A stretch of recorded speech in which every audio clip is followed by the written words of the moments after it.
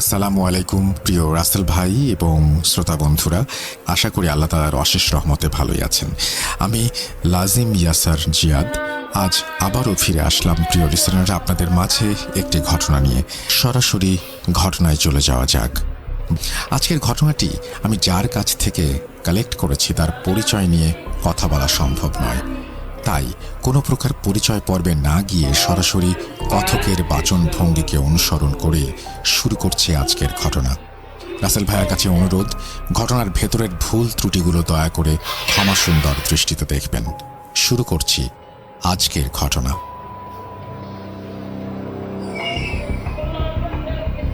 সাল 2003, রাত প্রায় 2টা থেকে 3টা। আশেপাশে কেউ যেন ফুপিয়ে ফুপিয়ে কেঁদেই চলেছে। তার কান্না জর্জরিত ভাঙা ভাঙা কণ্ঠে যেন কিছু বলছে। না, সে কোনো বিলাপ করছে না, তবে তার কান্নাতে তার মনের ভেতরে চলমান প্রচণ্ড ব্যথার ছাপ যেন স্পষ্ট। আমি খানিকটা এগিয়ে গেলাম এই কান্নার উৎস খোঁজার জন্য। সামান্য দূরে গিয়ে কান্নার উৎস পেয়েও গেলাম। আমি কি সে সময় দেখেছি তা এই মুহূর্তে বলছি না, তবে ছেলেটি কি বলছে তা এবারে স্পষ্ট বুঝতে পারছি। তার বেদনাগ্রস্ত কণ্ঠে উচ্চারিত হচ্ছিল, যারা তোমার এই অবস্থার জন্য দায়ী, আমি তাদের সব সফলতার পথে কাঁটা হয়ে দাঁড়াবো। সেই কাঁটা পায়ে বিঁধে তারা সফলতার দুয়ারের সামনে মুখ থুবড়ে পড়বে, কিন্তু সেই দুয়ার ভেদ করতে পারবে না। আজ থেকে আমার যুদ্ধ শুরু। আমি আমার জীবনের লক্ষ্য ঠিক করে নিয়েছি। যত দিন বেঁচে থাকবে তাদেরকে আমার গোলাম বানিয়ে রাখবো। তারাও একদিন আমার কাছে এসে এভাবে চোখের অশ্রু ঝরিয়ে তাদের পথ থেকে আমাকে সরে দাঁড়াতে বলবে। সেদিন আমি হাসবো আর তারা কাঁদবে, কিন্তু আমার মনে তাদের জন্য কোনো করুণার জন্ম হবে না। আমি তাদের পথে আরও কাঁটা বিছিয়ে দেব। তাদের ধ্বংস না দেখে আমি কিছুতেই ক্ষান্ত হব না, কিছুতেই না। তুমি দেখে নিও, তোমার কাছে এই আমার শেষ প্রতিজ্ঞা। ছেলেটির কথা শুনে যে কেউ বুঝতে পারবে তার মনে জমে আছে কারোর জন্য তীব্র ঘৃণা, যাদের জীবনটাকে শেষ করে দেবার জন্য সে যে কোনো পর্যায়ে অতিক্রম করতে প্রতিজ্ঞাবদ্ধ। কিন্তু কেন? এর পেছনে নিশ্চয়ই কোনো গল্প আছে। কি সেই গল্প? সেই গল্প জানার উদ্দেশ্যে আমি তার কাছে যাবার জন্য কেমন যেন এক অজানা আকর্ষণ অনুভব করি। আমার মনে তার গল্প জানার যে কৌতূহল জন্ম নিয়েছিল তার ফলাফল তখনও আমার অজানা।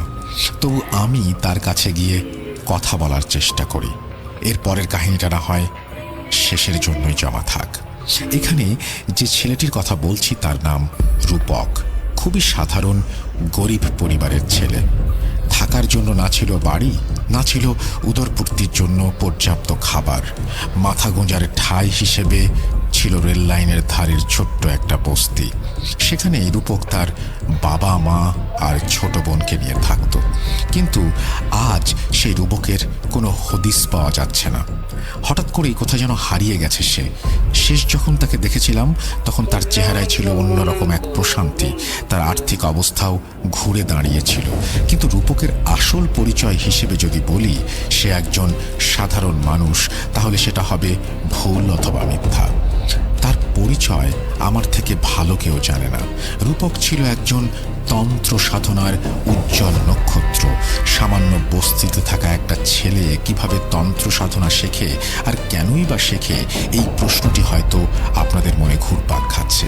একটু অপেক্ষা করুন, এই ঘটনার সব জট আস্তে আস্তে খুলবে, আর সেটা খুলব আমি। রূপক সাধারণ কোনো তান্ত্রিক ছিল না। সে ছিল খুবই আক্রমণাত্মক একজন তান্ত্রিক। সে কারোর ক্ষতি করার জন্য তন্ত্র সাধনা করত, ব্যাপারটা তেমন নয়। কিন্তু তাকে আমি এর মাধ্যমে কারো উপকারও করতে দেখিনি। মাসের পর মাস, বছরের পর বছর সে তার শিকারের জন্য অপেক্ষা করত। হ্যাঁ, শিকার খুঁজে বেড়াতো। কিন্তু এই যে সে শিকার নয়, এই শিকারের কিছু বৈশিষ্ট্য ছিল। এই শিকার শুধুমাত্র রূপকের একার শিকার ছিল না, বরং এই শিকার ছিল অন্য আরেকজনের। তার নাম হাসিদ আল রুহ। এই নাম কোনো সাধারণ নাম নয়, এই নাম তার নিজের দেয়া নাম। আল রুহ পরিচয় সম্পর্কে আমি সেই মুহূর্তে অবগত ছিলাম না। যখন জানলাম তখন মনে হলো মানুষের জীবন কখন কোন দিকে মোড় নেয় সেটা জানা গেলে কত ভালোই না হতো। সেসব কথা থাক। রূপকের মোট 4টি শিকার ছিল, সেগুলো বলছি একে একে। শিকার 1। প্রথম শিকার ছিল 19 বছর বয়সী একজন তরুণী যার নাম আসমা। আসমা তখন সবেমাত্র কলেজে ভর্তি হয়েছে, আর 5টা মেয়ের মতো তার জীবনটাও স্বাভাবিক, হাস্যোজ্জ্বল আর সুন্দর ছিল। কিন্তু হঠাৎ তার এই আলোয় ভরা জীবনে কারোর নজর লেগে যায়। আসমা মাঝে মাঝে রাতে বাজে স্বপ্ন দেখতে শুরু করে। স্বপ্নে সে দেখতে পায় সে একজন বিবাহিতা নারীর সাজে সজ্জিত। তাকে কবুল বলতে বলা হচ্ছে, কিন্তু সে চাচ্ছে না। এই স্বপ্নে তার হবু স্বামীকে সে কখনোই দেখতে পেত না। এছাড়াও স্বপ্নে কেউ হয়তো তার সাথে জোর জবস্তি করার চেষ্টা করত। নিজেকে বাঁচাতে গিয়ে তার দম যেন বন্ধ হয়ে যেত। হঠাৎ বিকট চিৎকার দিয়ে সে ঘুম থেকে জেগে উঠত। ঘুম থেকে উঠে দেখতে পেত তার হাতে পায়ে সহ শরীরের বিভিন্ন স্থানে কালো কালো দাগ। তার হাতে বেশ বড় মাপের আঙুলের ছাপ স্পষ্ট দেখা যেত। বাবা মাকে বলার পর তারা অনেক হুজুরের সাথে যোগাযোগ করেন, কিন্তু সবাই একসময় পিছু হটেন। এর কারণ তখন অজানা হয়েই রয়ে গিয়েছিল। প্রতি রাতে অসহ্য যন্ত্রণা ভোগ করতে হতো আসমাকে। হয়তো তার সামনে খারাপ কিছু অপেক্ষা করছিল। এদিকে রূপকের আচরণও কেমন যেন পাল্টে যেতে শুরু করে। সে যেন অস্থির হয়েই যাচ্ছে দিনকে দিন।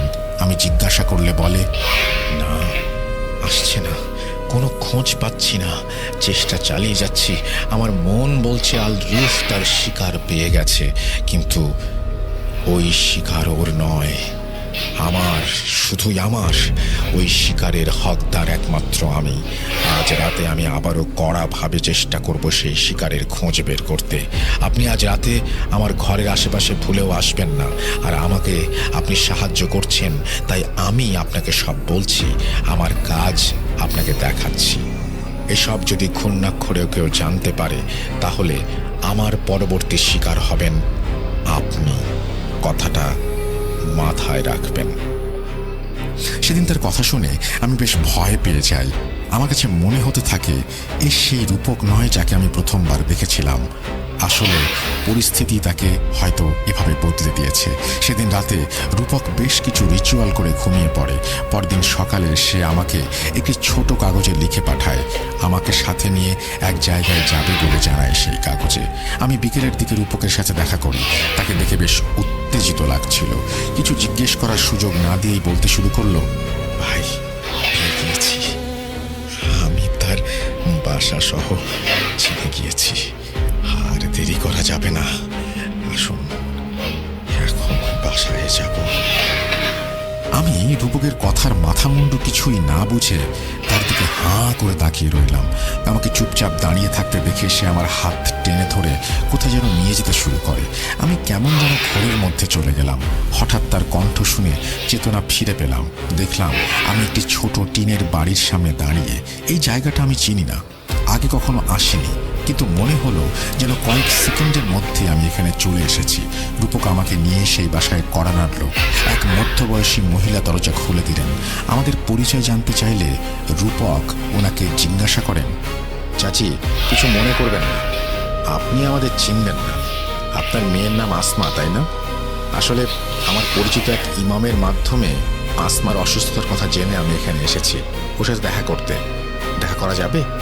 রূপকের কথা শুনে মহিলা আর কোনো প্রশ্ন না করেই মেয়ের সাথে দেখা করতে রাজি হয়ে যান, কেননা মেয়ের সুস্থতাই এখন ওনার সব থেকে বড় বিষয় হয়ে দাঁড়িয়েছিল। আসমার সাথে দেখা করার পর আমার মনে হচ্ছিল আমি হয়তো কোনো কঙ্কালের গায়ে জড়ানো চামড়ার একজন মানুষ দেখছি।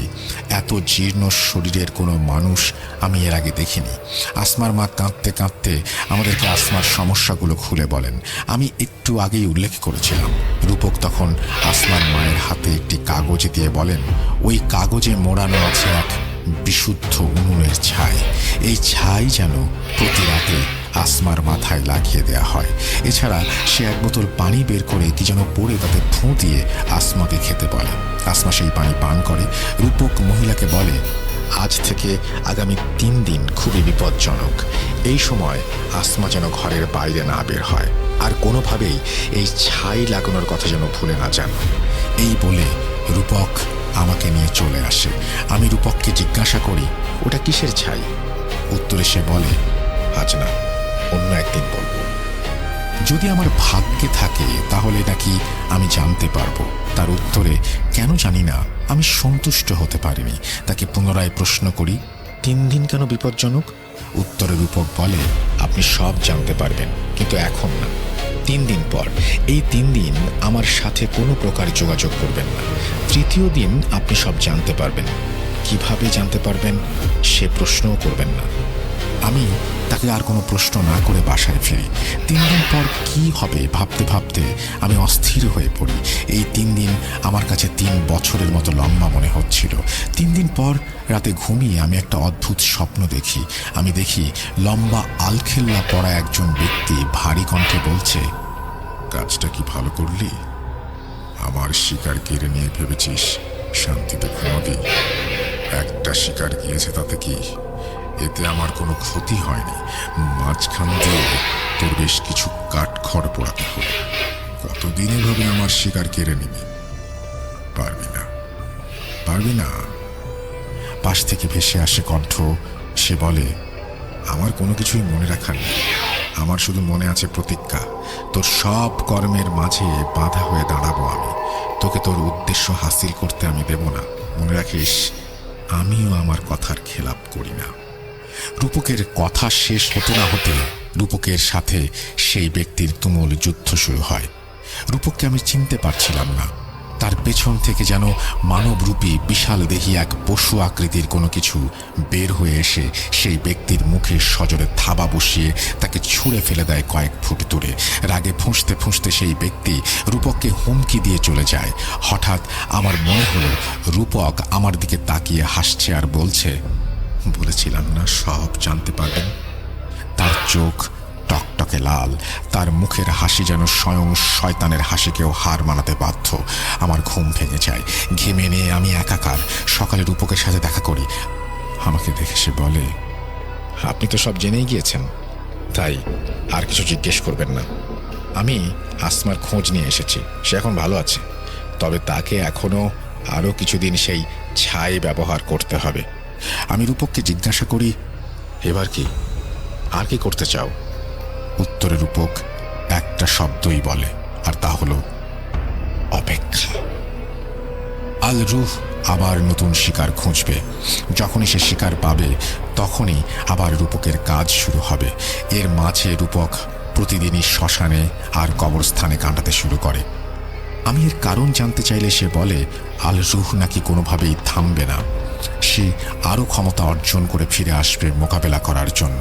শিকার হাতে না পেলে যদিও তার ক্ষমতা খুব একটা বাড়বে না, কিন্তু সেও তন্ত্র সাধনা করে, শক্তি অর্জন করতে সেও পারে।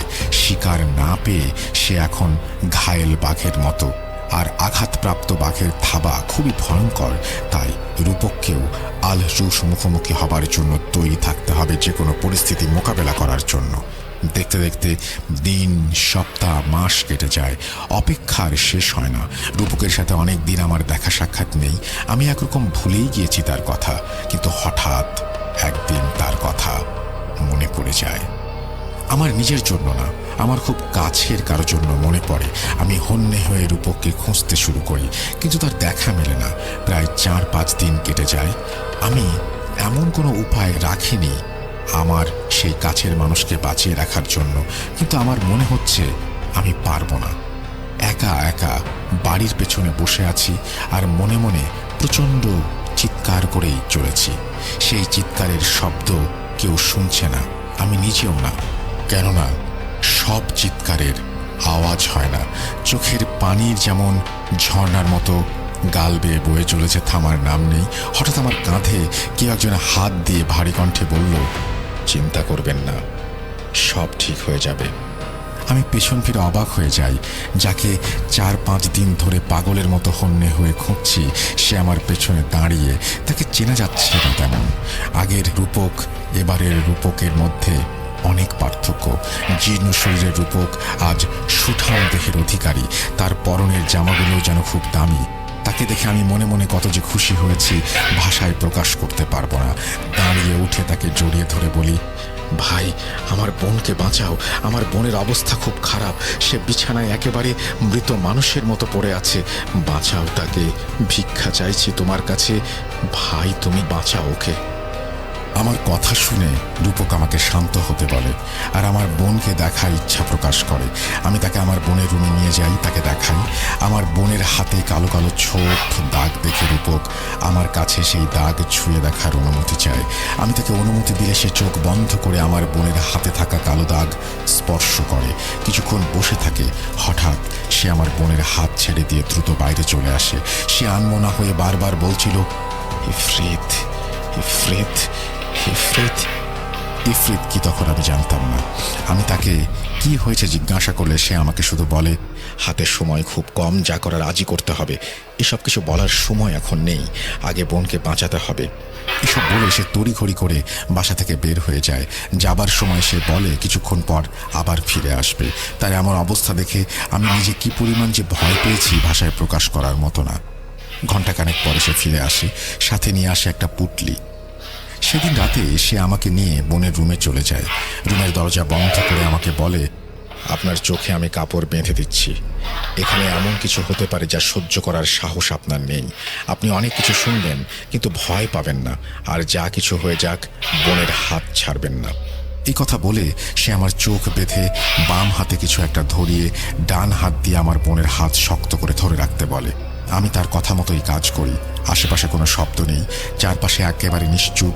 রূপকের উপস্থিতিও টের পাচ্ছি না। ভয় আমার আত্মা শুকিয়ে যাচ্ছে। হঠাৎ রূপকের আওয়াজ শুনি। সে কাউকে উদ্দেশ্য করে বলছে সে তার আসল পরিচয় পেয়ে গেছে। আমি রূপকের কথা ছাড়া অন্য কারো কথা শুনতে পাচ্ছি না, কিন্তু মনে হচ্ছে রূপক কারোর সাথে কথা বলছে। এক পর্যায়ে আমার বোন হঠাৎ করে প্রচণ্ড জোরে কাঁপতে শুরু করে। আমার হাত ছাড়ানোর জন্য সে পাগল হয়ে যায়। শুরু হয় চিৎকার, আর্তনাদ। আমার গলা শুকিয়ে যায়, হাত ব্যথায় যেন ভেঙে যাচ্ছে। না আর পারছি না ধরে রাখতে। আমার হাতে কামড় বসিয়ে দেয় আমার বোন। হাতের ওপরে চামড়া ছিঁড়ে ফেলে। ব্যথায় আমি হাও মাও করে কেঁদে উঠি। রুমের ভেতরে যেন ঝড় বয়ে যাচ্ছে। রূপকের চিৎকারে আর আমার বোনের আর্তনাদে আমি যেন হিতাহিত জ্ঞান হারিয়ে ফেলছি। বারবার জ্ঞান হারাবো করেও হারাচ্ছি না। হঠাৎ কানের কাছে আমার বোনের মুখের অস্তিত্ব টের পাই। আমাকে ফিসফিস করে বলছে, এই শিকার আমার, হাতটা ছেড়ে দে। রূপক বারবার আমাকে হাত না ছাড়ার জন্য বলছে। আমি সজোরে আমার বোনের হাত ধরে আছি। রক্তে আমার হাত ভিজে যাচ্ছে। রক্তক্ষরণের জন্য আমি এক পর্যায়ে জ্ঞান হারাই। জ্ঞান ফিরে এলে দেখি আমার সামনে রূপক দাঁড়িয়ে। সে আমাকে বলে, আমার বোন অল্পের জন্য বেঁচে গেছে। আর কিছুক্ষণ আগে আমি হাত ছেড়ে দিলে তাকে হয়তো আর বাঁচানো যেত না। আমি রূপককে সব খুলে বলতে নির্দেশ করি। এবার আর কোনো অনুরোধ নয়, যা কথা হবে সরাসরি হবে ভেবে জিজ্ঞেস করি।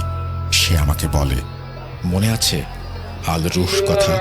আমি নিজেও তার সঠিক পরিচয় জানতাম না, তার উদ্দেশ্য কি জানতাম না।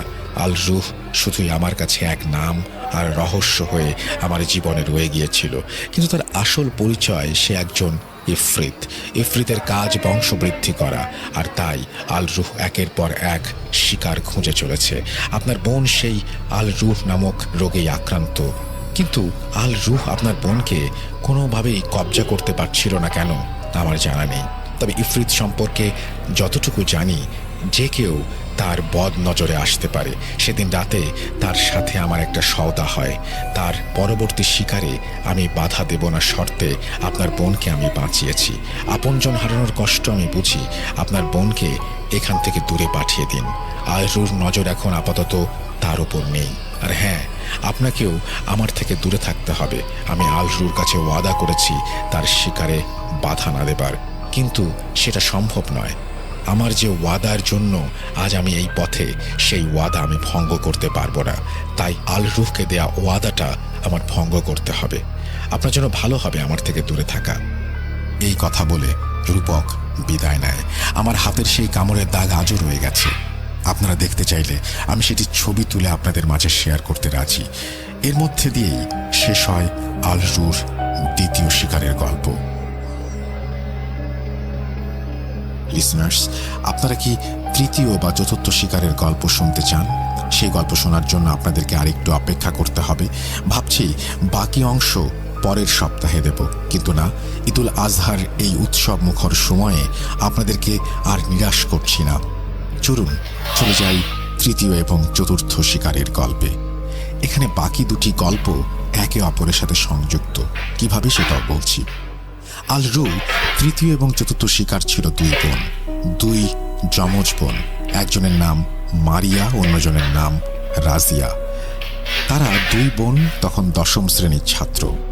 এই ঘটনাটি শুরু থেকেই শুরু করি। চলে যাচ্ছি কথকের উপস্থাপনায়। আমার বোনের সুস্থ হবার পর তাকে কোথায় পাঠানো হয়েছে তা আমি শেয়ার করতে পারবো না। আসলে বর্তমানে আমি নিজেও আমার বোন কোথায় আছে তা জানি না, কেননা এতে তার বিপদ হতে পারে। রূপক সেদিন চলে যাবার পর তার সাথে আমার আর দেখা হয়নি। এভাবে চলতে চলতে প্রায় 4টে বছর কেটে যায়, কিন্তু ভাগ্য যদি সাক্ষাৎ লিখে রাখে তাহলে সেটা খণ্ডানো সম্ভব নয়। রূপকের সাথে আমার একদিন হঠাৎ করে দেখা হয়ে যায়। বিশেষ এক কারণে আমি 2007 সালে ঢাকা যাই। সেখানে গিয়ে এক রেস্টুরেন্টে খাবার খেতে বসেছি। দেখি সেখানে ক্যাশ কাউন্টার রূপক বসা। তাকে দেখা মাত্রই আমি চিনতে পারি সে হয়তো আমাকে চেনেনি অথবা চিনতে চায়নি। আমি তার কাছে গিয়ে কেমন আছে জিজ্ঞাসা করায় সে একগাল হাসি দিয়ে আমাকে জড়িয়ে ধরে বলে সে ভালো আছে। পকেট থেকে বের করে তার 2 সন্তানের ছবি আমাকে দেখায়। খুব ভালো লেগেছিল সেদিন তার সাথে দেখা করে। আমার কাজ শেষ করার পর আমি আবার তার রেস্টুরেন্টে ফিরে আসি। তার জীবনে কি চলছে এবং তান্ত্রিক থেকে রেস্টুরেন্টের মালিক হবার রাস্তায় কি কি ঘটনা ঘটেছে সব শুনতে চাই। সে এক দীর্ঘশ্বাস নিয়ে কিছুক্ষণ চুপ থেকে বলে রেস্টুরেন্টের বারান্দায় বসে আমার সাথে সব শেয়ার করবে। আমিও তার কথায় রাজি হই। দুজন একসাথে বসে কফির কাপ হাতে নিয়ে চুপচাপ অপেক্ষা করি। একসময় রূপক বলতে শুরু করে, ভাই, জীবনের অনেকটা সময় আল রুহ নষ্ট করে দিয়েছে। আপনি জানেন তার সাথে আমার এই শত্রুতা কিসে? যেদিন আপনি আমাকে স্টেশনে দেখেছিলেন সেদিন আমার হাতে একজনের লাশ ছিল। বারবার আমাকে জিজ্ঞাসা করার পরেও আমি আপনাকে বলিনি ওই লাশ কার। ওই লাশ ছিল আমার আদরের ছোট বোনের। আল রু আমার বোনকে নির্মমভাবে হত্যা করেছে। আমার বোনের পেটে 7 মাসের বাচ্চা ছিল। সেই বাচ্চাকে পেট চিরে বের করে নিয়ে এসেছিল শুধুমাত্র তার কথায় আমার বোন রাজি হয় নাই। সেই জন্য আমার বোনের স্বপ্নে দেখা দিয়ে সে বারবার তার সাথে যেতে বলতো। আমার বোন আমার সাথে তার মৃত্যুর আগের দিন সব শেয়ার করে। আমি সময় সুযোগ কোনোটাই পাইনি ওকে বাঁচানোর। আর তখনকার সেই রূপকের এত ক্ষমতাও ছিল না যে আল রুকে সে আটকাবে। সেদিন আমি আল রুর রাস্তার কাটা হয়ে দাঁড়াবার প্রতিজ্ঞা করি। এই হলো সাধক রূপকের তান্ত্রিক হবার পাঠ। আর বর্তমানে আসার পেছনে ইতিহাস একটু ভিন্ন। আপনার বোনকে বাঁচানোর পর রুহ সাথে আমার বেশ কিছুদিন কথা হয়। সে আমাকে বারবার মনে করিয়ে দেয় আমি যেন তার শিকারে বাধা না হয়ে দাঁড়াই। সেদিন থেকেই আমার মন কেমন যেন অস্থির হয়েছিল। মনে হচ্ছিল এবার সে আরও বড় একটা কিছু করার চেষ্টা করবে। আমার ধারণা সত্যি হয়। একদিন রাতে আমি তার মনে কোনো পরিকল্পনা আছে কিনা জানার জন্য আমার ক্ষমতা ব্যবহার করি। সেদিন রাতে আমি স্বপ্নে দেখি 2টা মেয়ে যারা একই রকম দেখতে, তারা প্রচণ্ড ভয়ে অন্ধকার রুমের এক কোণায় লুকিয়ে আছে একে অপরকে জড়িয়ে ধরে। আর তাদের সামনে দাঁড়ানো সাক্ষাৎ শয়তান রূপ। সাথে সাথে আমার ঘুম ভেঙে যায়। আমি ঘুম থেকে উঠেই আবার বেশ কিছু রিচুয়াল শুরু করি, যা ছিল আমার ভুল। আল রুহ আমার উপর নজর রাখছিল, যা আমার অজানা ছিল। সে তখনও তার শিকার খুঁজে পায়নি। আমার স্বপ্নের মাধ্যমেই আমি তাকে তার শিকারের কাছে পৌঁছে দেই। সেদিন রাতে সে আমার সামনে আসে এবং আমাকে ধন্যবাদ দিয়ে চলে যায়। অনেক খোঁজ করেও আমি ওই 2 মেয়ের কোনো হদিস পাচ্ছিলাম না। আমার ক্ষমতাও কোনো কাজে আসছিল না। এরপর আমি একের পর এক উপায় অবলম্বন করতে শুরু করি। শেষে এক অঘরী তান্ত্রিকের কাছ থেকে কিছু নতুন তন্ত্র শিখে সেই অনুযায়ী কাজ করি এবং সেই মেয়ে দুটোকে খুঁজে বের করতে সক্ষম হই। আমি অনেক দেরি করে ফেলেছিলাম। সেই 2 মেয়ে তখন আল রুর কবজায় চলে গিয়েছে। মেয়ে দুটি ছিল এতিম। এতিমখানা থেকেই তাদের লেখাপড়ার ব্যবস্থা ছিল, কিন্তু তাদের আচরণগত পরিবর্তনের জন্য তাদেরকে একটি কক্ষে রাখা হয়। এতিমখানায় গিয়ে আমি অনেক কষ্টে তাদের সাথে দেখা করি। তাদেরকে দেখে আমি অবাক হয়ে যাই। 2 জন জীর্ণশীর্ণ মেয়ে একসাথে বসে আছে। তারা উভয়ে আমাকে দেখে নড়ে চড়ে বসে আর নিজেদের আড়াল করতে শুরু করে। তখন তাদের বয়স অনেক কম হওয়ায় আলরু তার ইচ্ছা পূরণ করতে সক্ষম ছিল না, তাই তাদেরকে আপাতত নিজের কবজায় রেখেছিল। আমি তাদের সাথে দেখা করেই বুঝতে পারি এটি সেই শয়তান ইফরিতের কাজ। তাদের গায়ে মন্ত্র পড়ে পানি ছিটিয়ে দিতেই তারা চিৎকার শুরু করে।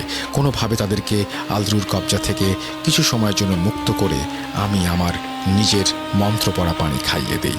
সেদিন রাতে আলরু আমার কাছে আসে এবং আমার ওয়াদার কথা মনে করিয়ে দেয়।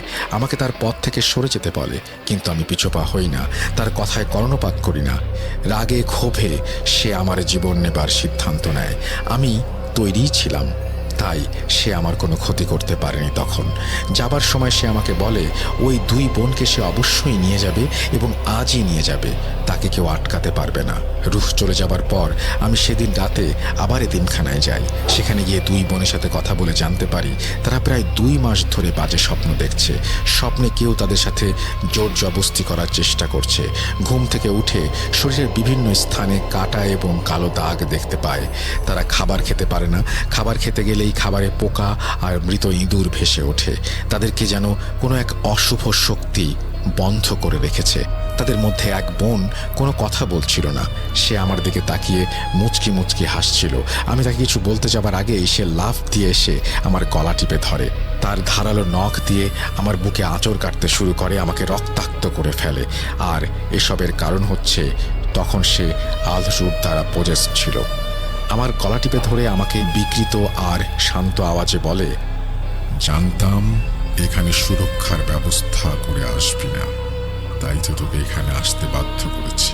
তুই আমার পথের কাঁটা, তোকে সরিয়ে দিলেই আমার কাজ শেষ। এই বলে সে আমার বুকে প্রচণ্ড জোরে আঁচড় দিয়ে আমার বুকের হাড় বের করে ফেলে। অন্যদিকে দ্বিতীয় বোন এসব দেখে ভয়ে চিৎকার শুরু করে দেয়। আমি মন্ত্র পড়তে শুরু করি। আমি মনে মনে আরও মরিয়া হই নিজেকে বাঁচানোর জন্য। মন্ত্র পড়ে মেয়েটির মাথায় কোনো রকমে হাত দিতেই সে অজ্ঞান হয়ে যায়। কিন্তু মেয়েটি পড়ে যাবার সাথে সাথে ছায়ার মতো বিশাল দেহী এক জন্তু আকৃতির কিছু একটা আমি দেখতে পাই। মনে হচ্ছে যেন এতক্ষণ সেই মেয়ে এই জন্তুর ভেতরেই ছিল। আর তার পড়ে যাবার সাথে সাথেই জন্তুটির রূপ আমার সামনে স্পষ্ট হয়ে গেল। তার মাথায় ছিল ধারালো 2টি শিং আর চোখ দুটো ছিল লাল।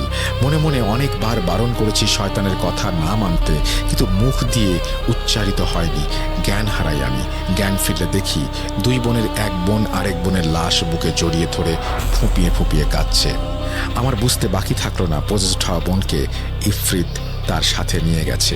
মনে খুব কষ্ট পাচ্ছিলাম, কেননা আমার বোনকে করা ওয়াদা আমি রক্ষা করতে পারিনি। রুমের বাইরে এসে কোনো রকমে স্টাফদের সাহায্যে হাসপাতালে যাই। স্টাফরা আমার এই অবস্থা দেখে হতবাক হয়ে যান। আমি রাগান্বিতভাবে বলি, নাটক করছেন? কারো চিৎকারের কোনো শব্দই কি আপনাদের কানে আসেনি? উত্তরে তারা কেউই কোনো শব্দ শুনতে পায়নি বলে। বুঝতে পারলাম এটাও ইফরিতের কাজ। হাসপাতালে যাবার পর আমার বুকে একটি বড় ধরনের সার্জারি হয়।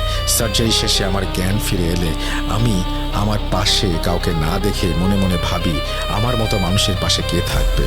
আমি তো এতিম, না আছে বাবা না আছে মা। যাও এক বড় বোন ছিল, তাকেও ইফরিত দুনিয়া ছাড়া করেছে। এই দুনিয়ায় আমার কেউ নেই, ঠিক ওই মেয়েটার মতো। ওই মেয়েটার জন্য আমার খুব মায়া হচ্ছিল। সুস্থ হবার পর তার সাথে দেখা করি আমি। নিজের বোনকে হারিয়ে সে একেবারে নিশ্চুপ হয়ে গেছে। তার বোন আমাকে আর নিজের বোনকে বাঁচাতেই নিজের জীবন দিয়েছে। মনে মনে একটা সিদ্ধান্ত নিয়ে চলে গেলাম এতিমখানার পরিচালকের কাছে দেখা করতে। সকল কথা এবং কাজ শেষ করে সেদিন এতিমখানা থেকে চলে আসি, কিন্তু একা আসিনি। সেই মেয়েটি আজ আমার স্ত্রী রাজিয়া। হ্যাঁ ভাই, রাজিয়াকে বিয়ে করে নিয়ে এসেছি সেদিন, কিন্তু রুহকে আটকাতে পারলাম না। আমি এরপর অনেকবার তার খোঁজ করেছি, কিন্তু কোনো হদিস পাইনি। সে চলে গিয়েছে নাকি এখনো আছে আমি জানি না। তাই আপনাকে অনুরোধ করব, আপনার বোনের ঠিকানা আমাকে বলবেন না কখনোই। আপনার বোন যেখানে আছে সেখান থেকেও তাকে সরিয়ে ফেলুন। আপনি নিজেও তার ঠিকানা নেবেন না, আড়ালেই রাখুন তাকে, কেননা আলরু ফিরেও আসতে পারে। কিন্তু তখন আপনার বোনকে বাঁচানোর জন্য কোনো রূপক আর ফিরে আসবে না। আমি সব ছেড়ে দিয়েছি ভাই। রুহকে খুঁজতে খুঁজতে ব্যর্থ হয়ে যখন আর কোনো পথ পাচ্ছিলাম না, তখন আমি নিজেকে পাল্টে ফেলি নিজের স্ত্রী সংসারের জন্য। আমার তন্ত্র সাধনায় অর্জিত অর্থের কিছু অংশ আমি আমার স্ত্রী যে এতিমখানায় ছিল সেখানে দান করে দিই। বাকি টাকা দিয়ে এই রেস্টুরেন্ট চালু করি। স্ত্রী আর 2 সন্তান নিয়ে সুখেই আছি। আর আগের রূপক হতে চাই না রূঢ় পথের কাঁটা হতে। কেননা মৃত বোনকে করা প্রতিজ্ঞার জন্য জীবিত স্ত্রী সন্তানদের হাত ছেড়ে দিতে পারি না। আর তাই আজ সাধারণ মানুষ হিসেবেই রয়ে গেলাম। জানি না রূহ এখন কোথায়, তবে তার সাথে আর কখনো দেখা হোক সেটা আমি চাই না। অনেক শুনেছি মানুষ জাতি জিনকে বশ করে, বন্দি করে, টর্চার করে, কিন্তু সত্যিকারে তা হয় কিনা আমার জানা নেই। ইফরিতের মোকাবেলা যারা করেছেন তারাই কেবল জানেন ইফরিতের ক্ষমতা কত বেশি, কতটা ভয়ঙ্কর। আমি জানি, নিজের চোখে দেখেছি, তাই আর দেখতে চাই না। ভেবেছিলাম এসব নিয়ে আর আলোচনা করব না, কিন্তু আপনার বোনের ঠিকানা কেউ যেন জানতে না পারে, তাই এই ব্যাপারটা আপনাকে সাবধান করতেই খুলে বললাম। রাতের খাবারটা খেয়ে যাবেন। এই বলে রূপক তার ঘটনার ইতি টানে। জীবনটা বড়ই অদ্ভুত। একজনের আত্মত্যাগের জন্য 2টি প্রাণ বেঁচে যায়। নিজের কথা না ভেবে মানুষ আপনজনের জন্য নিজের জীবন অনায়াসে কুরবান করে দেয়। এই জন্যই মনে হয় কুরবানির অর্থ ত্যাগ। আর সেই কুরবানি ঈদে আমি সিফাত আলম আপনাদের কুরবানি যেন আল্লাহ তাআলা কবুল করেন সেই দোয়া করে বিদায় নিচ্ছি। এই বলে সিফাত তার ঘটনা শেষ করেছেন। থ্যাংক ইউ সো মাচ সিফাত আপনার ঘটনার জন্য। আশা করছি এই ঘটনাটা আপনাদের ভালো লেগেছে। যদি ভালো লাগে অবশ্যই আমাকে জানাবেন। আমরা চলে যাব আমাদের পরবর্তী ঘটনায়। তবে তার আগে বলি যে অনেকেই হয়তো হাটে আছেন এই মুহূর্তে, যদিও রাত অনেক, তারপরে হয়তো অনেকে হাটের কাজ এখনো শেষ করতে পারেননি।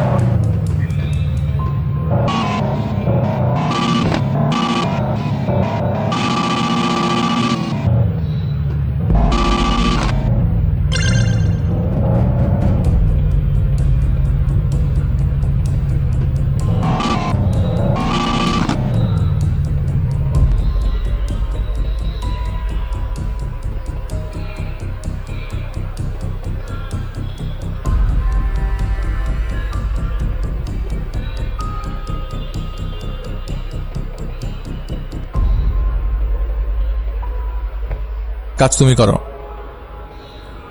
সাফি নিজের চোখের পানি ফেলতে ফেলতে সেখান থেকে চলে যায়। সাফির সাথে এমন ব্যবহার আসাদ সাহেব ও মারিয়ার প্রায় সময় জিন্নাত লক্ষ্য করে। তাই সেদিন জিন্নাত মুখ ফুটে বলে, তুমি নামাজ পড়বে না ভালো কথা, তাই বলে ছেলেটাকে মেরে নিজের কোন জ্ঞানের প্রকাশ করছো?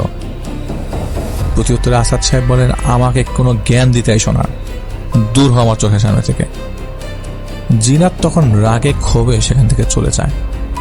2 দিন পর একদিন বিকালে মারিয়া তাদের বাসার ছাদে হাঁটতে যায়। সেখানে হাঁটার সময় মারিয়া দেখে ছাদের এক কোণে দাঁড়িয়ে আছে সেই রাতের বেদেনী বেশে নারী। গলায় পেঁচানো একটা সাপ। নারীটি মারিয়ার দিকে পিঠ দিয়ে বিপরীত দিকে তাকিয়ে আছে, কিন্তু সাপটি মারিয়ার দিকে তাকিয়ে সেই রাতের মতো ফনা তুলে আছে। মারিয়া ছাদ থেকে দৌড়ে বাসায় চলে এসে যায় এবং চলে এসে নিজের রুমের দরজা বন্ধ করে দেয়। একা একা রুমে বসে থাকে এমন সময় জানালা দিয়ে সে দেখে একটা বিশাল বড় সাপ মারিয়ার রুমে প্রবেশ করছে। সেই সাপ ঘরের যে জিনিসের সামনে নিঃশ্বাস ছাড়ছে সেটাই পচে গলে মাটির উপর পানির মতো মিশে যাচ্ছে। মারিয়া এত বড় সাপ দেখে বেশিক্ষণ স্থির থাকতে পারে না। সে এমনিতেই সাপ ভয় পায়। মুহূর্তেই সে চিৎকার দিয়ে অজ্ঞান হয়ে পড়ে যায়। জিনাত আর সাফি রুমে দৌড়ে আসলে তারা দেখে মারিয়ার হাতে কিছু একটা রক্ত লাগানো, তবে মারিয়ার শরীরে কোনো আঘাতের চিহ্ন নেই। জিনাত তার ছেলে সাফির সাহায্যে মারিয়াকে বিছানায় ওঠায়। এক পর্যায়ে জিনাত এসব সমস্যা নিয়ে একটু ভাবুক হয়ে ওঠে। আসাদ সাহেবকে সে ভালো মতো চাপ দিলে আসাদ সাহেব হাসতে থাকে আর বলে, खून की सवाद तुम्हें पता नहीं, बूंद बूंद खून में लाखों शरबत की सवाद है। এই বলে সেখান থেকে আসাদ সাহেব ছুটে গিয়ে ফ্রিজ থেকে কাঁচা গোশত বের করে কামড়াতে থাকে। জিনাত আসাদ সাহেবের সবচেয়ে কাছের কলিগ মিজান সাহেবের সাথে এসব কথাগুলো শেয়ার করে। আসাদ সাহেবের ঘটনা, মারিয়ার বলা কথাগুলো সবকিছু সে একত্র করে মিজান সাহেবকে জানায়। তো মিজান সাহেব একদিন তার এক বন্ধুকে ফোনের মাধ্যমে এসব জানালে সেই বন্ধুকে নিয়ে হঠাৎ একদিন আসাদ সাহেবের বাড়ি এসে ওঠে।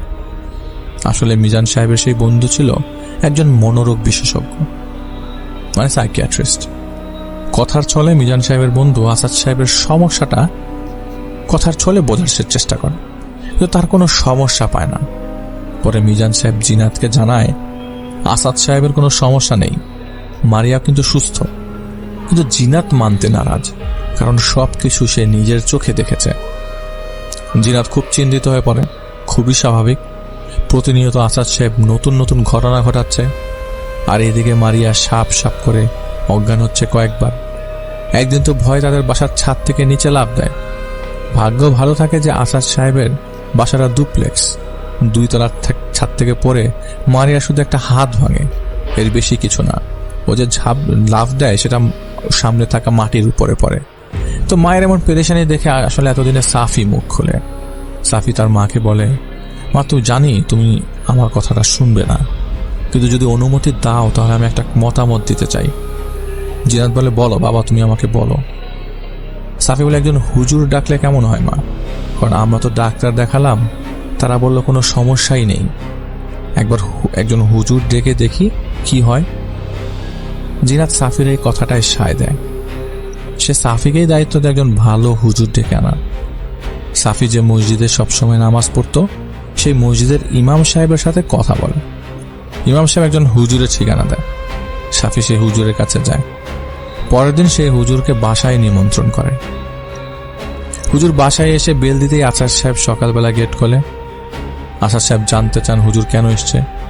হুজুরকে সাফি আগেই সব বলে রেখেছিল, তাই হুজুর বলে সে জিনাতের বাবা বাড়ির এলাকা থেকে এসছে, অনেক বছর সৌদিতে ছিল, তাই এর আগে আসাদ সাহেবের সাথে দেখা হয়নি। আসাদ সাহেব তাকে ভেতরে বসতে বলে, জিনাতকে ডেকে দেয়। জিনাত আবারও সেই সব সবকিছু হুজুরকে বলে সবকিছু বলে আর কি। তো কথা বলার সময় নাকি দুজন বেশ সতর্ক ছিল আশেপাশে আসাদ সাহেব বা মারিয়া কেউ আছে কিনা। তো সব শুনে হুজুর আবারও যায় আসাদ সাহেবের সাথে পরিচিত হতে। হুজুর লক্ষ্য করে কথার মাঝে মাঝে আসাদ সাহেব ভয়ে ভয়ে তার রুমের জানালার দিকে তাকাচ্ছে। হুজুর জিজ্ঞেস করছে, কি হয়েছে আপনার? জানালায় কোনো সমস্যা? আসাদ সাহেব বললেন, সমস্যা তো আমার না, সমস্যা তোর। তুই বলতে তুই এখানে কেন এসছিস? হুজুর বললাম না আপনাদের সাথে কখনো দেখা হয়নি, তাই একটু দেখা করতে এসছি।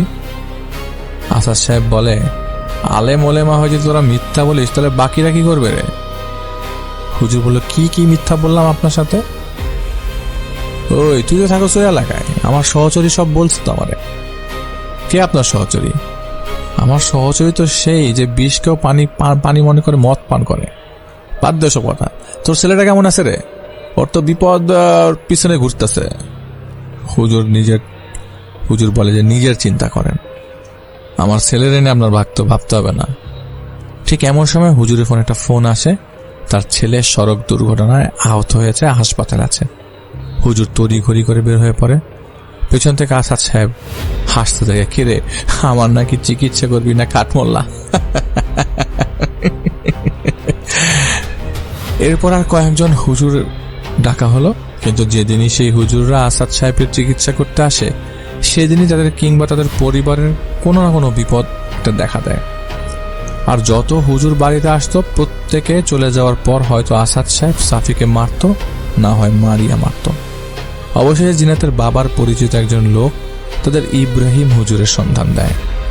এই সব কিছু বলে জিনাত ইব্রাহিম হুজুরের সামনে কাঁদতে থাকে। হুজুর লক্ষ্য করে এতক্ষণ জিনাত কথা বলছিল আর তার ছেলে সাফি একটা জায়গায় চুপ করে বসে আছে। হুজুরের ভাষ্যমতে এমন শান্ত ছেলে হুজুর খুব কমই দেখেছে।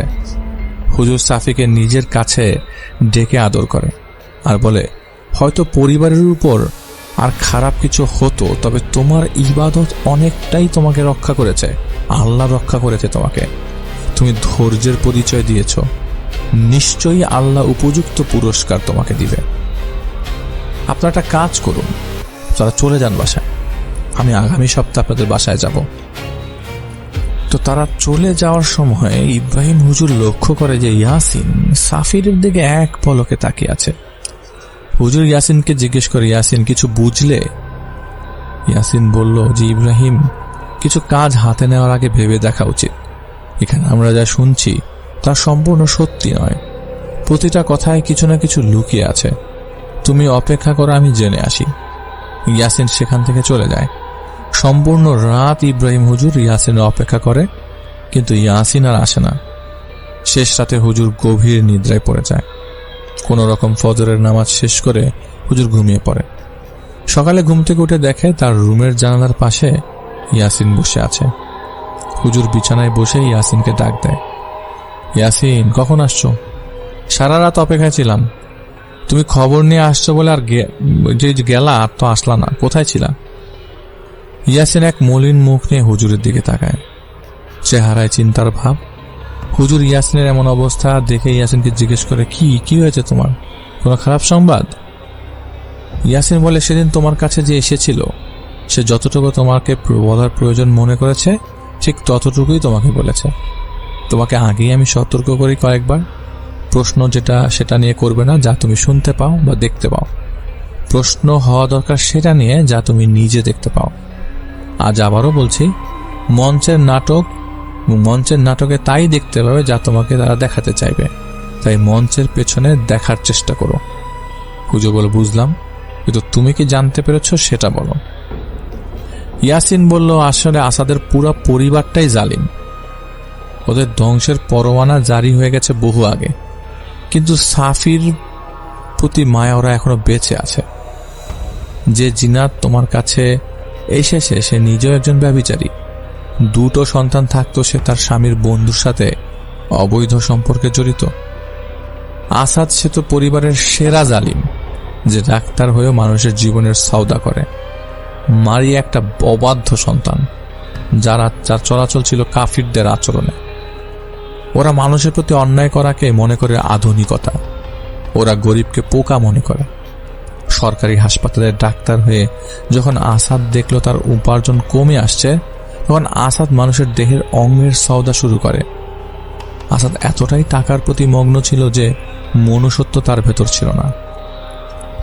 অন্তঃসত্ত্বা নারীর দেহ থেকেও সে একবার একটা অঙ্গ খুলে নেয়, যার জন্য মারা যায় একটি ফুটফুটে সন্তান। জানো সে সন্তানটা কার? মুদাফিয়ান বাগদাদের রক্ষাওয়ালার। ওই নারীর সাথে মানুষ রূপে ওই সেই রক্ষাওয়ালা বৈবাহিক সম্পর্কে জড়িয়ে সে সন্তানের বাবা হতে চলছিল আর কি। সেই শিশু মারা যাওয়ার সময় সেই স্থানে দাঁড়িয়ে থেকে সে চোখের পানি ফেলেছিল। মুদাফি চোখের পানি ফেলেছিল। হারিয়েছে সে তার আপনজনকেও। গ্রামবাসী সবাই সেই মুদাফিকে লোকমান নামে চিনত। সবাই বলে সেই লোকমান তার স্ত্রীকে কবর দিয়ে সন্তানের লাশ কোলে নিয়ে কাঁদতে কাঁদতে কোথাও চলে যায়। কেউ জানে না। সবাই না জানলেও আমি জানতে পেরেছি সে কোথায় গেছে। সে তার সন্তানের মৃতদেহ নিয়ে চলে যায় তার কাবিলার প্রধান আল কাদি মুনতাহির বাগদাদের ন্যায় বিচারক মুনতাহার কাছে। সন্তানের লাশ নিয়ে সেই মুনতাহাব সিংহাসনের সামনে রেখে কাঁদতে কাঁদতে নিজের জীবন মুনতাহাব চোখের সামনে শেষ করে দেয়। সেই পরিস্থিতি দেখে কাঁদতে বাধ্য হয় মুনতাহা নিজের হাতে সেই শিশুকে কবর দেয় মুনতাহা। ওয়াদিয়া সালামে সেই শিশুর কবর দেখার সময় আমার কাছে মনে হয়েছে কবর থেকে কেউ বাচ্চা কণ্ঠে আমাকে বলছে, আমি বিচার চাই। এই বলে ইয়াসিন কাঁদতে থাকে। ইয়াসিন হুজুরকে বলে, ইব্রাহিম এক শিশুর কবর, আমাকে বলে এই কাজ সামনে এগোতে না। এক মুমিন বান্দার ইবাদত দেখে মন বলে কাজটি করতে। আমি যাব তোমার সাথে শুধু সাফি নামক ছেলেটার জন্য, তবে মনে রাখো কোনো হুমকি বা কথায় তাকে তাড়াতে পারবে না। তার কাছে মাফ চেয়ে তাকে সরাতে হবে সেখান থেকে, কারণ সে যদি নিজ ইচ্ছায় যায় তাহলে পরিবারের ক্ষতি কম হবে, আর যদি তাকে তাড়াতে চাও তাহলে সাফি ছাড়া সেই পরিবারের সকলের জীবন সে শেষ করে দিল। হুজুর ইয়াসিনের মনের অবস্থা বুঝতে পারেন, কিছু বলে না সেই মুহূর্তে। সপ্তাহখানেক পর ইব্রাহিম হুজুর সেই বাসায় যায়। হুজুরের বাড়িতে ঢোকার পরপরই মারিয়া ড্রয়িং রুমে দাঁড়িয়ে অকথ্য ভাষায় গালাগাল শুরু করে দেয়। হুজুর কিছুটা দোয়া পড়ে আর সারা ঘর ভালো মতো দেখতে থাকে। আসাদ সাহেবের সামনে পড়ার পরপরই আসাদ সাহেব বলে, এখানে কি? হুজুর বলে, কোনো ভনিত হবে না, আপনি কে আর কেন ওই পরিবারটিকে কষ্ট দিচ্ছেন? আসাদ বলে, আমি একটা গল্প শুনবি? হুজুর বলে, আপনার সব কথা শুনবো, আগে বলেন আপনি কে? আসাদ সাহেব বলে, আনা কাদি বাগদাদ, বাগদাদের ন্যায় বিচারক। হুজুর বলে, বিচার করার আপনি কে? বিচার করবে আল্লাহ। মানুষ জিন সকলের বিচারের মালিক একমাত্র আল্লাহ, ক্ষমতাও তার। এক শহরে এক জাতি বাস করত, তারা সবসময় ব্যভিচারে লিপ্ত থাকত। মরা লাশগুলো কবর দিত না, নিজেদের খোরাক বানাতো, নিজেরা মানুষের গোস্ত খেত। সেই শহরে একজন ইমাম ছিল, সে সবাইকে বলতো এসব থেকে দূরে সরে যেতে, কিন্তু কেউ তার কথা মানত না, উল্টা তাকে দেখলেই পাথর নিক্ষেপ করত। তাহলে বলতো ইমামের দোষ কি? হুজুর বলে, আমি জানি, শুনেছি, তবে আপনি যেটা করছেন সেটা কি সঠিক? মুনতাহা বলে, তুই অনেক কিছু জানিস না। মুদাফির সন্তানের লাশ কবরস্থ করে আমি আমার কাবিলা নিয়ে এখানে আসি সবাইকে হত্যা করার জন্য। এই বাড়ির গেটের সামনে এসেই আমরা সবাই মায়ায় পড়ে যাই, কারণ সেখানে চলছিল এক অপরূপ কণ্ঠে তিলাওয়াত।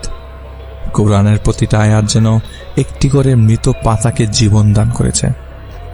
আমরা সেই জানালার সামনে বসে পড়ি, কিন্তু ওই যে দাঁড়িয়ে আছে মারিয়া, এই জালিম ওই ছেলেটির তিলাওয়াতের মাঝে এসে মারতে থাকে। কারণ কি জানিস? কারণ সে জোরে জোরে তিলাওয়াত করছিল। তারপর আমরা এই ছেলেটার কথা চিন্তা করে বেশ কিছুদিন নিজেদের মতো মত পাল্টানোর জন্য নিজেদের মনের সাথে যুদ্ধ করি, কিন্তু এই পরিবারের অন্যায় প্রতিনিয়ত বাড়ছে। একটা সময় কাবিলার সকলের সম্মতিতে এই পরিবারের মৃত্যু পরোয়ানা আমরা জারি করি। তুই হাজার চাইলেও এদের বাঁচাতে পারবি না। হুজুর বলে, মৃত্যুর পরোয়ানা জারি করার আপনি কেউ না, মৃত্যু তখনই আসবে যখন আল্লাহ লিখে রাখবে। মুনতাহা বলে, যাদের জন্য আজ এখানে বসে আমাকে বুঝাচ্ছিস তারা জালিম, জুলুম মিশে গেছে তাদের রক্তে। মারিয়ার কাছে এক ভিক্ষুক ভিক্ষা চায়। কি জানিস, প্রতিদানে মারিয়া ভিক্ষা না দিয়ে আঘাত করে সে বৃদ্ধ মহিলাকে। তাতেও ক্ষান্ত হয়নি। বৃদ্ধ মহিলা যখন ব্যথায় মাটিতে পড়ে যায়, সকলে মারিয়াকে থামানোর চেষ্টা করে। ঠিক তখন মারিয়া সেই মহিলাকে লাথি দিয়ে সেখান থেকে চলে যায়। জানিস সেই মহিলা কি বলেছিল? বলেছিল, বিচার হবে। হুজুর বলে, বিচার আল্লাহ করবে, আপনি এখান থেকে চলে যান। মুনতাহা বলে, চলে যাওয়াই সব সমাধান না, ওদের জুলুমের হিসাব ওদের দিতে হবে। হুজুর বলে, ওদের জুলুমের হিসাব নিতে গিয়ে তাকে কেন এতিম করবেন আপনি, যার তিলাওয়াতে মুগ্ধ হয়ে কাবিলা সহ জানালার পাশে বসে পড়েছিলেন? মুনতাহা বলে, তুই বড়ই সূক্ষ্ম চিন্তার একজন মানুষ রে। স্থান কাল পাত্র বুঝে তুই কথা বলতে পারিস। ঠিক আছে, আমি যাব, তবে যাওয়ার আগে আমি যা করে তা নিয়ে ওদের সারা জীবন ভুগতে হবে। এমনটা শুনে হুজুর ইয়াসিনের দিকে তাকালে ইয়াসিন এমন একটা ইশারা করে যেখানে এর থেকে বেশি কিছু করা যাবে না। ইয়াসিনের এমন ইশারা ইব্রাহিম হুজুর বুঝতে পারে। একটা সময় ইব্রাহিম হুজুর ইয়াসিনের আগে থেকে সতর্ক করে দেওয়া কথাগুলো মনে করে। হুজুর মুনতাহাকে উদ্দেশ্য করে বলে, তবে আমার একটা কথা আছে, শারীরিক কোনো ক্ষতি করা যাবে না যা অন্যের কাছে তাকে বোঝা বানাবে। এই কথা শেষ হতে না হতেই মারিয়া এক দৌড়ে ছাদে চলে যায়। সবাই মারিয়ার পিছু পিছু গেলেও তাকে ধরা যায় না। মারিয়া সরাসরি ছাদ থেকে লাফ দিয়ে মাটিতে পড়ে যায়। সবাই মারিয়াকে হাসপাতালে নিয়ে গেলে সেখানে থেকে যায় শুধু জিনাত এবং জিনাতের ভাই এবং আসাদ সাহেব। বাড়ির ভেতর ঢুকে হুজুর দেখে আসাদ সাহেব নিজের মাথা নিজ দেয়ালে আঘাত করে রক্তাক্ত অবস্থায় পড়ে আছে। পরে তাকেও হাসপাতালে নিয়ে যায় জিনাতের ভাই। ইয়াসিন হুজুরের কাছে এসে বলে, ইব্রাহিম, কাজ শেষ, মুনতাহা নিজের কাজ করে চলে গেছে। পরের দিন হুজুরের কাছে জিনাতের ভাই ফোন করে জানায় আসাদ সাহেব মানসিকভাবে বিপর্যস্ত। আর মারিয়ার ব্যাপারে ডাক্তার বলেছে ছাদ থেকে লাফ দিয়ে মাটিতে পড়ার সময় তার পেটের নিচের অংশে আঘাত বেশি লাগে, তাই মারিয়ার অপারেশন করে গর্ভাশয় ফেলে দিতে হবে, যার ফলে মারিয়ার কোনোদিন মাতৃত্বের সুখ পাবে না। হুজুরের কথা শেষ করে ফোনটা রেখে ইয়াসিনের দিকে তাকালে ইয়াসিন বলে, কর্ম যেমন হবে তার কিছুটা ইহকালে ভোগ করতে হবে, আর পরকাল সে তো আছেই। যাই হোক, এটা ছিল ইব্রাহিম হুজুরের ঘটনা। ভুল ত্রুটি ক্ষমা সুন্দর দৃষ্টিতে দেখার বিনীত অনুরোধ রইল। আমি বলবো যে রায়হান ভাই অসাধারণ ঘটনা, এবং আপনি ইব্রাহিম হুজুরের সাথে নিজে কানেক্ট করেছেন, এবং আমি চাইবো আপনি আরো কিছু ঘটনা ইব্রাহিম হুজুরের কাছ থেকে নিয়ে আসেন। এখন যে ঘটনাটি আমি আপনাদের সাথে শেয়ার করতে যাচ্ছি, এই ঘটনাটি আমাদেরকে পাঠিয়েছেন মোহাম্মদ আল মামুন ভাই। উনি বর্তমানে রাজশাহী বিশ্ববিদ্যালয়ে লেখাপড়া করছেন। উনি সেখানকার একটি হলেই থাকেন। 20/10/2023 মানে 2023 সালের অক্টোবর মাসের 20 তারিখে রাত 9টার দিকে বাসা থেকে ওনার আম্মু ফোন করে বলে যে তোর দাদা অনেক অসুস্থ, যত তাড়াতাড়ি সম্ভব বাসায় চলে আয়, তোকে দেখতে চেয়েছে। তো ওনাদের বাসা কিন্তু রাজশাহী শহর থেকে 50 কিলোমিটার দূরে নওগাঁ জেলার মান্দা থানার একটি গ্রামে। তো যোগাযোগ ব্যবস্থা অনেক ভালো হওয়ার কারণে রাতে আসা যাওয়া করতে কোনো সমস্যা হয় না। তো যখনই বলেছেন তখনই সবকিছু গুছিয়ে বাড়ির উদ্দেশ্যে বেরিয়ে পড়েছেন। তো উনি বাড়িতে এসে দেখেন দাদাকে নিয়ে সবাই বসে আছে। তো দাদা ওনাকে দেখে চোখের পানি ছেড়ে দিয়ে বলছে, আমাকে ওরা বাঁচতে দেবে না, বাড়ি ঘরে আগুন লাগিয়ে দেবে, তোরা এখানে থাকিস না, দূরে কোথাও চলে যা। এটা বলেই ওনার দাদা অজ্ঞান হয়ে যান। তো এবার আসি ঘটনাতে। ছোটবেলা থেকেই ওনারা দেখে আসছেন ওনার দাদা অনেক বড় একজন কবিরাজ ছিলেন। ওনার দাদা জিন ছাড়ানোর কাজ করতেন মাঝে মাঝে। এমনকি এই মোহাম্মদ আল মামুন ভাই উনিও যেতেন ওনার দাদার সাথে রুকিয়া করা দেখতে। ভূত প্রেত জিন এগুলো নিয়ে ওনার কৌতূহল ছিল ছোটবেলা থেকেই।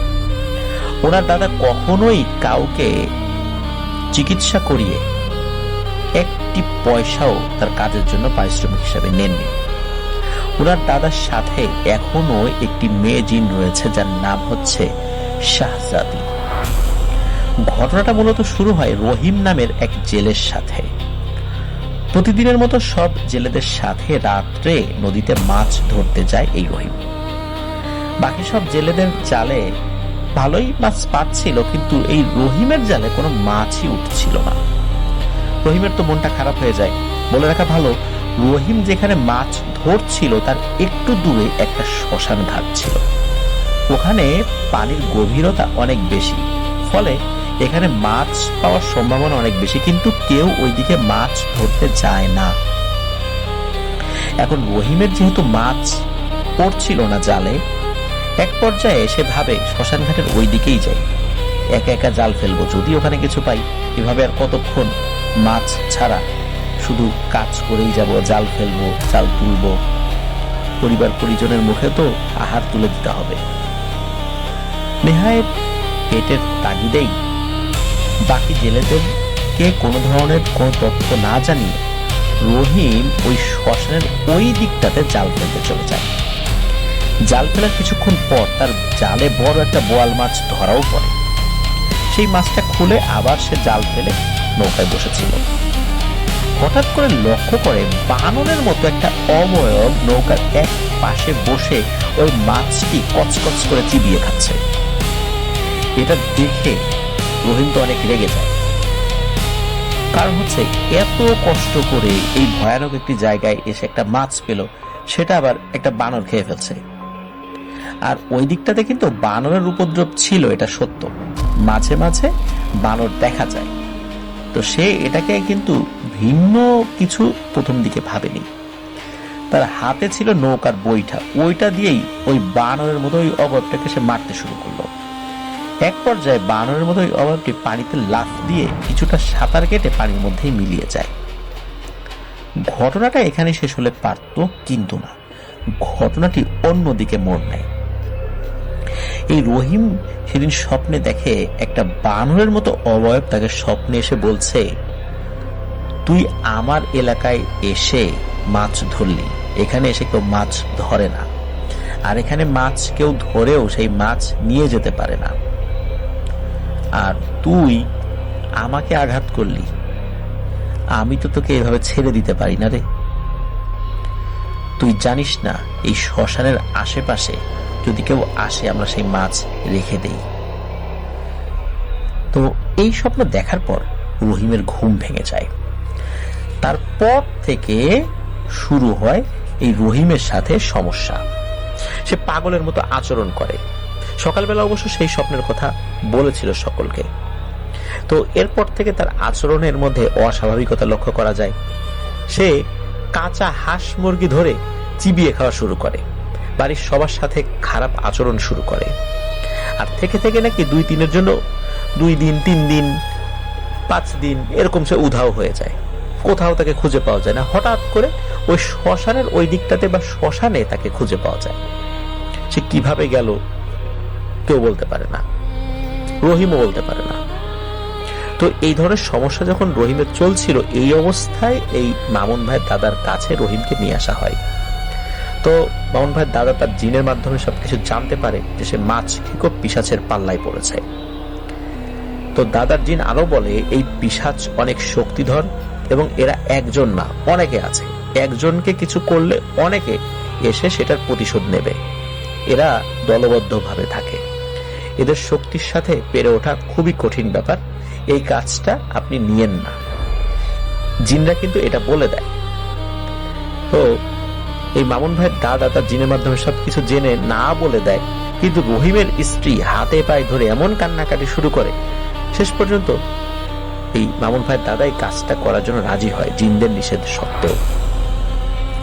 তিনি এই রহিমের বাড়িতে যান, অনেক প্রক্রিয়ার মাধ্যমে নিজের জানা সকল বিদ্যা প্রয়োগ করে ওই বাড়ি থেকে এবং রহিমের উপর থেকে ওই পিশাচটাকে তাড়াতে সক্ষম হন।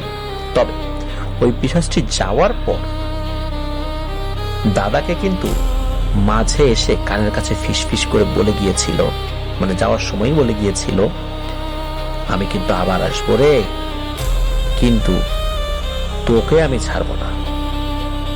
ও আমাকে আঘাত করেছে, ওকে তো আমি এমনি এমনি ধরি নাই, আর আমাদেরকে আঘাত করলে আমরা যে সহজে ছাড়ি না এটা কিন্তু তুই জানতি, তুই কিন্তু কবিরাজ, তোর কিন্তু জানা ছিল, তারপরও তোর জিনেরা তোকে বলেছে, তারপরেও তুই আসলি এখানে, এই জন্য আমি তোকে ছাড়বো না।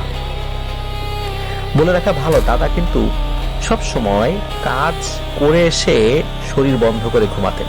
তো সেদিন অনেক ক্লান্ত থাকার কারণে শরীর বন্ধ করতে ভুলে যান। রাত 3টার দিকে ওরে বাবারে মরে গেলাম রে বলে চিৎকার করতে করতে উনি বাড়ির সকলকে অস্থির করে ফেলেন। চিৎকার করতে করতে এক পর্যায়ে উনি অজ্ঞান হয়ে যান।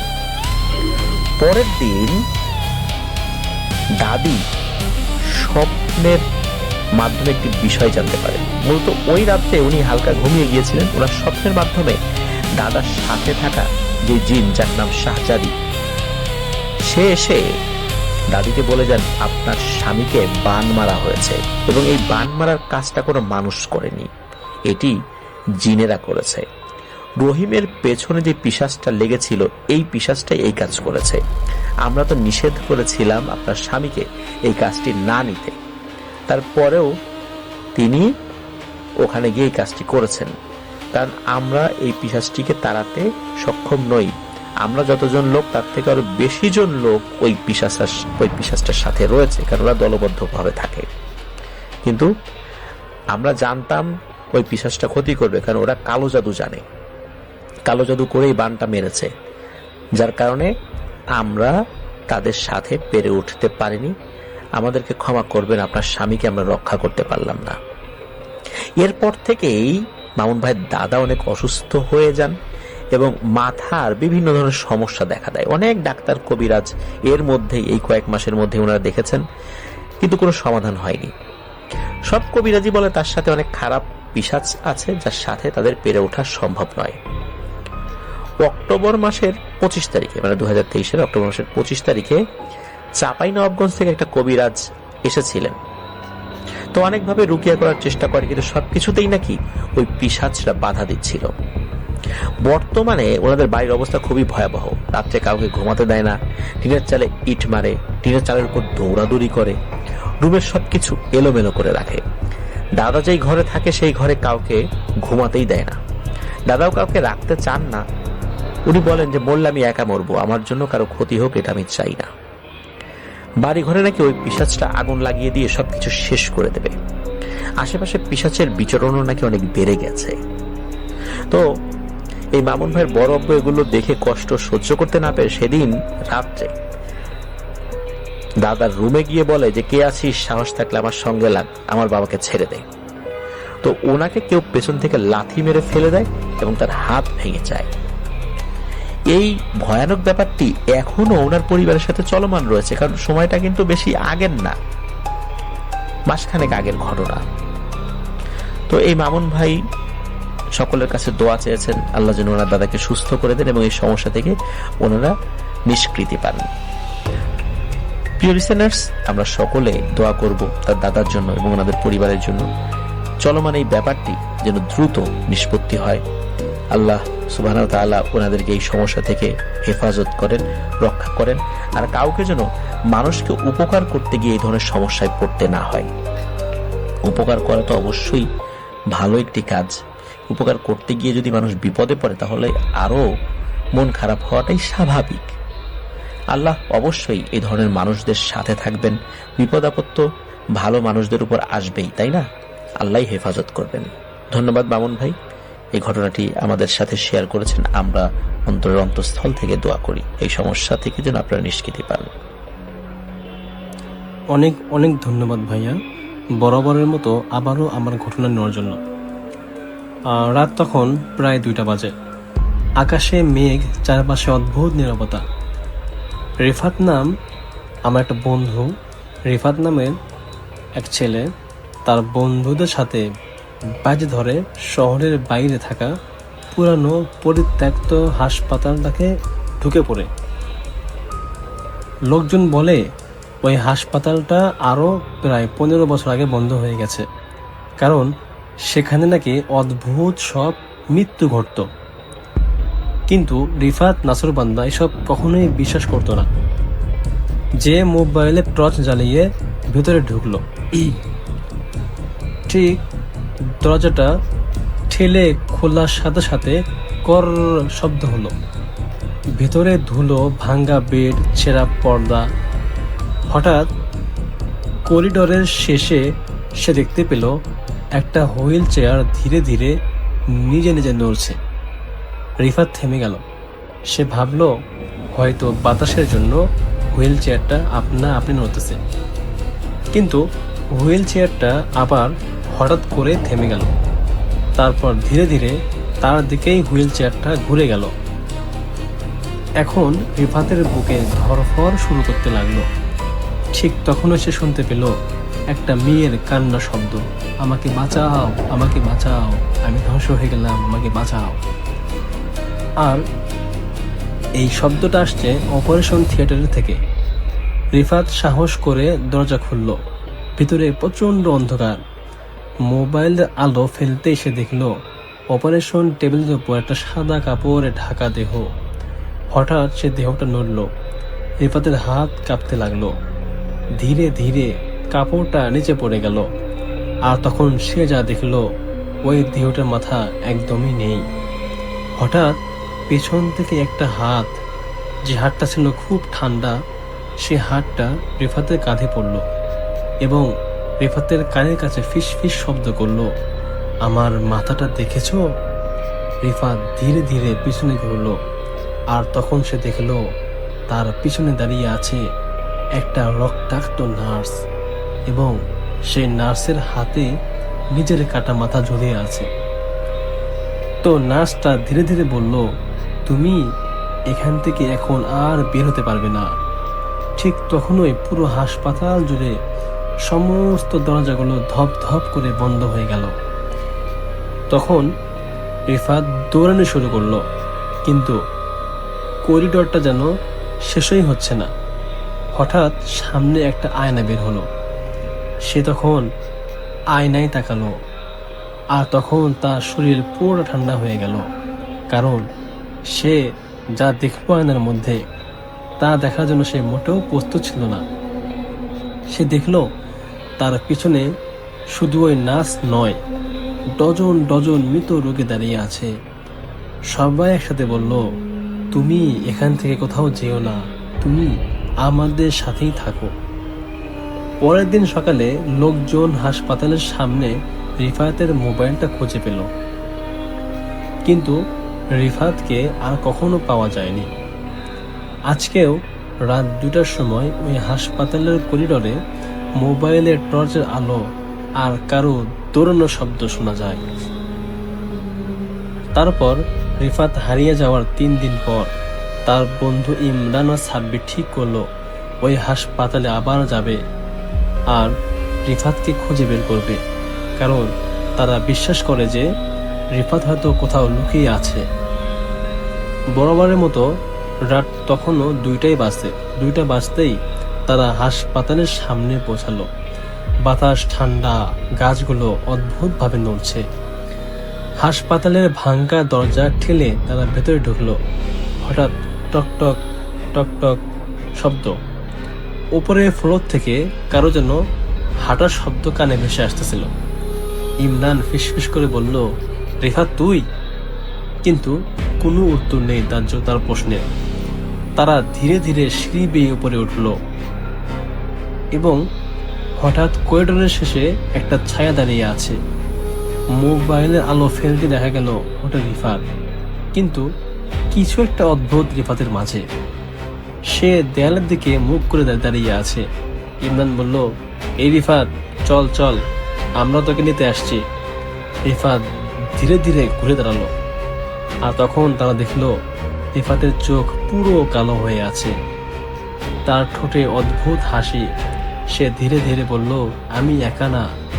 তখনই হঠাৎ করিডোরের সব দরজা একসাথে খুলে গেল। ভেতর থেকে বের হয়ে এলো অসংখ্য ছায়া, রোগী, নার্স, ডাক্তার। তো সবাই ধীরে ধীরে হাঁটছে ইমরান এবং সাব্বিরের দিকে। ইমরান চিৎকার করে বলল, দৌড়! কিন্তু তখনই পেছন থেকে কেউ তাদের দরজা বন্ধ করে দিল। শেষবারের মতো সেখানে শোনা গেল 3 জনের চিৎকার। তারপর আবার পুরো হাসপাতাল নিস্তব্ধ হয়ে গেল। আজও লোকজন যদি কেউ এই হাসপাতালে রাত 2টার পর যায়, তাহলে করিডোরে 3 জন ছেলের ছায়া দেখতে পায়। এর কিছুদিন পর, হাসপাতালের এই ঘটনার 1 মাস প্রায় পর, একজন ইউটিউবার নাম নাদিম সিদ্ধান্ত নিল সে এই পরিত্যক্ত হাসপাতালটা লাইভ স্ট্রিম করবে। লোকজন তাকে অনেকবার নিষেধ করেছিল, সবাই বলেছিল রাত 2টার পরে ওই জায়গায় যেও না, কিন্তু নাদিম এসব ভূত পেতে বিশ্বাস করতো না। সে ক্যামেরা, লাইট আর মাইক্রোফোন নিয়ে রাত 10:50 হাসপাতালে ঢুকে পড়ল। লাইভে তখন হাজার হাজার মানুষ দেখছে। নাদিম হাসতে হাসতে বলল, দেখেন, এখানে কোনো ভূত টুত নেই। ঠিক তখনই লাইভ কমেন্ট একজন লিখলো, ভাই, আপনার পিছনে কে দাঁড়িয়ে আছে? নাদিম তো অবাক হয়ে তাকালো পেছনে, কেউ নেই। সে আবার তাকিয়ে বলল, দেখলেন তো, কেউ নেই। কিন্তু লাইভে কমেন্টে সবাই একসাথে লিখতে লাগলো, পিছনে তাকান, পিছনে তাকান। নাদিম আবার ধীরে ধীরে পিছন থেকে ঘুরল, আর তখন ক্যামেরায় স্পষ্ট দেখা গেল তার ঠিক পিছনে দাঁড়িয়ে আছে রিফাত, ইমরান ও সাব্বির। 3 জনের চোখ পুরো কালো, মুখে ভয়ঙ্কর হাসি, কিন্তু নাদিম কোনোভাবেই তাদেরকে দেখতে পাচ্ছে না। হঠাৎ লাইভ ভিডিওতে গ্লিচ করতে লাগলো, শব্দ ভাঙ্গা ভাঙ্গা। তুমি কেন এসেছো? নাদিম ভয় পেয়ে বলল, কে কথা বলছে? ঠিক তখনই ক্যামেরা নিজে নিজে ঘুরে গেল। ক্যামেরার সামনে দাঁড়িয়ে আছে ওই রক্তাক্ত নার্স, যার হাতে তার নিজের মাথা ছিল। সে ধীরে ধীরে বলল, আরেকজন এসে গেছে। তারপরে লাইভটা হঠাৎ করে বন্ধ হয়ে গেল। পরদিন সকালে লোকজন হাসপাতালে গিয়ে দেখলো মাটিতে পড়ে আছে নাদিমের ক্যামেরা। আর ক্যামেরায় শেষ ভিডিওতে শুধু একটা শব্দ শোনা যায়, 4 জন মানুষ এখানে একসাথে ফিস ফিস ফিস ফিস ফিস। এখন তুমিও আমাদের সাথে নাদিম। তো নাদিমের লাইভ বন্ধ হওয়ার পর ভিডিওটা সোশ্যাল মিডিয়াতে ছড়িয়ে পড়ল। হাজার হাজার মানুষ দেখলো ভিডিওটি। অনেকে বলল এটা নাকি এডিট করা ভিডিও, কিন্তু কয়েকজন লোক বলল ভিডিও শেষে 5 সেকেন্ডে এমন কিছু আছে যা মানুষ খেয়াল করেনি। তো একজন স্লো মোশনে সেই ভিডিওটা ওপেন করে দেখলো। তখন দেখা গেল ভয়ঙ্কর একটা জিনিস। যখন রক্তাক্ত নার্স ক্যামেরার সামনে দাঁড়িয়েছিল, তার পিছনের দেয়ালে একটা আয়না ছিল। আর ওই আয়নায় দেখা যাচ্ছিল নার্সটা একা না, তার পিছনে দাঁড়িয়ে আছে রিফাত, ইমরান, সাব্বির এবং নাদিম। 4 জনের চোখ কালো, সবাই একসাথে হাসছে, কিন্তু আসল ভয়ঙ্কর জিনিস ছিল অন্য। আয়নায় এক কোণে দেখা যাচ্ছিল আরো একটা ছায়া, একটা লম্বা কালো অবয়ব। সে ধীরে ধীরে ক্যামেরার দিকে তাকাচ্ছিল। যখন সেই ভিডিওটা জুম করে দেখা হলো, লোকজন ভয় পেয়ে গেল, কারণ ওই ছায়াটা ক্যামেরার ভেতর থেকে তাকাচ্ছিল বাইরের দিকে। ঠিক তখন নিজে নিজে সে ভিডিওটা বন্ধ হয়ে গেল। এরপর থেকে যারা দেখছে ভিডিওটি, তারা বলে রাত 2টার সময় তাদের ফোনে একটা নোটিফিকেশন আসে। সেখানে শুধু একটা ভিডিও খুলে দেখা যায় একটা অন্ধকার করিডর, আর করিডরের শেষে দাঁড়িয়ে আছে 5টা ছায়া। ধীরে ধীরে তারা কাছে আসে, আর শেষে শোনা যায়, তুমি আমাদের গল্প দেখেছ, এবার আমাদের সাথে তুমিও আসো। ধন্যবাদ প্রিয় লিসেনার, আশা করি সবাই ভালো আছেন, সুস্থ আছেন। প্রতিনিয়ত আমাদের এই লং প্রতিদিন চ্যানেলে আপনারা ঘটনা শুনছেন। আমি খেয়াল করছি অনেক মানুষ এই লং প্রতিদিনে আছেন। তো সব মিলিয়ে যারা ঘটনাগুলো শুনলেন, আজকে যে বাছাই করে কয়েকটি ঘটনা, 3টি ঘটনা আপনাদের সামনে তুলে ধরেছি, এবং আপনাদের অডিয়েন্সের ঘটনাও ছিল আজকে। আপনাদের কাছে সেই ঘটনাগুলো কেমন লাগছে, বিশেষ করে আফরিন ভাইয়ের ঘটনাগুলো আপনাদের কেমন লাগে সেটা কমেন্ট করবেন। আর পরবর্তীতে কার কণ্ঠে কী ধরনের রিলেটেড স্টোরি বা ঘটনা শুনতে চান সেটা আমাদেরকে কমেন্ট করে জানাতে হবে। আমরা আপনাদের কমেন্টের আশায় থাকি, এবং আমরা চাই যে আপনাদের জন্য নতুন নতুন ঘটনাগুলো এই চ্যানেলের মাধ্যমে তুলে ধরবো, এবং আপনাদের ভালোবাসা ভূতের প্রতি আরও বাড়িয়ে দিব। ভূতের নিয়ে আমিও অনেক দিন ধরে কাজ করছি, এবং ভূতের ফিল্ম আমারও অনেক প্রিয় ছিল, ভূতের আমি অনেক বেশি ভালোবাসি। সেই থেকে ওই জায়গা থেকে আমি ভূতের ফিল্মকে টিকিয়ে রাখার জন্য আমি নিজেই প্রতিবেদনগুলো মেকিং করছি। এখন বিভিন্ন জায়গা থেকে বিভিন্ন ধরনের ভয়ঙ্কর ঘটনা, যেগুলো আমার পছন্দ করতে হবে আপনাদের, এমন ঘটনাগুলো নিচ্ছি। এবং আপনাদের আমার যারা অডিয়েন্স আছে তারা অনেকেই ঘটনা দিচ্ছে। আপনারা দেখতে পাচ্ছেন আজকে একটা ভয়েস ক্লিপ কিন্তু পেয়েছেন তার ঘটনা, এবং বিভিন্ন জায়গা থেকে কালেক্টেড ঘটনা, এবং আরও ইমেইলগুলো বলা, সকল কিছু মিলে আমরা স্পেশাল ঘটনা বানাই। আমি এইগুলো বারবার বলি যে আমাকে যে ভিডিও দেখবেন ওই ভিডিওটা স্পেশাল হতেই হবে। আমি সর্বদাই সেইভাবেই কাজ করি, এমনভাবে নয়েজ ক্রিয়েট করি এবং ভয়েসগুলো ক্লিয়ার করি যেগুলো